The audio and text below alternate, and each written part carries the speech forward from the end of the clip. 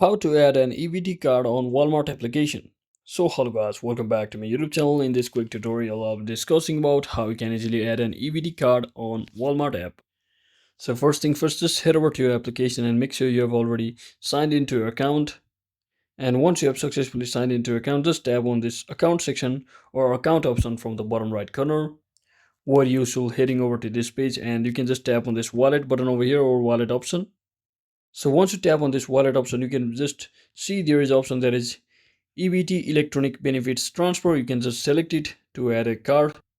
So once you select it, you will be seeing this screen over here where you can simply provide your first name as well as your last name and just enter your EBT card number over here and simply click on save card from the bottom of your screen.